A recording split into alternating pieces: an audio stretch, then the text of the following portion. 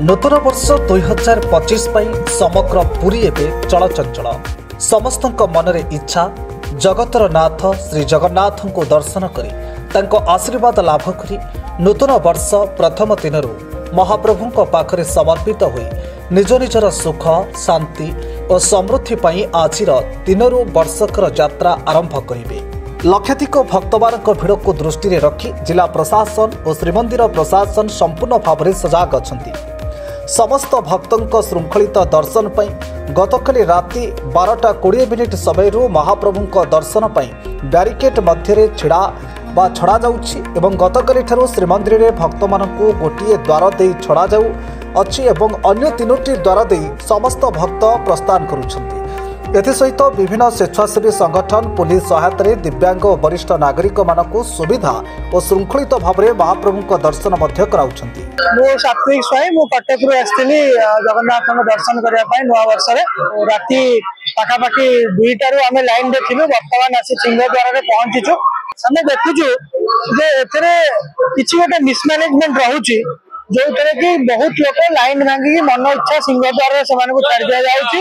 जो मैंने प्रकृति में लाइन में आसते घंटा घंटा धरी छिड़ा होते आप देखिए 4 घंटा लगे आमको आसी सिंहद्वार पहुंचा प्रशासन को आपण जरिए निवेदन करने चाहिए सिंहद्वार तथा अन्य बाटे जो सर्टकट लोक को छाड़ दि जाऊँगी खोली दि जाऊँगी सेगुड़ी स्ट्रिक्ट भाव रखा जाऊ एवं नियम को समस्ते मानतु।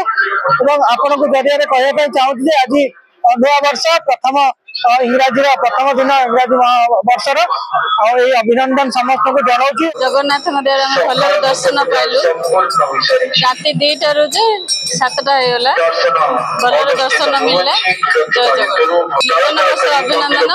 मु कटक आसली मो ना मिहिरलाल साहा नूतन वर्ष प्रभु गति दर्शन करने को आसी प्रथम नूतन वर्ष अभिनंदन जनईकिना ठाकुर को जीवी एथर बहुत सुविधा बहुत शांति दर्शन करने को लोक मैंने लाइन रे भी असुविधा ठिया पाना कि ये कर किसी असुविधा ना बहुत शांति शुक्ला लोक दर्शन करुँच।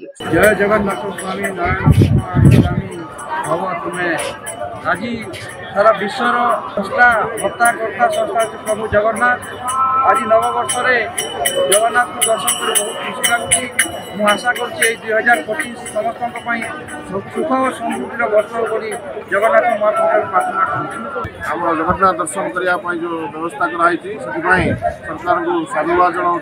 समस्त ओडावासी को इंग्राजी नववर्ष हार्दिक अभिनंदन शुभेच्छा शुभकामना जनाऊँ। जगन्नाथ दर्शन पाई आम निजक धन्य मन कर नुआ वर्ष समस्त ओडावासी को स्वागत जनाऊँ। आम नुआपड़ारू आईसु भगवान दर्शन पाई आज राति 2टारू आम नंबर लगे आम दर्शन ठाकुर दर्शन पाई बहुत खुशी। जय जगन्नाथ। पुरी जगबंधु जेना रिपोर्ट फोकस प्लस।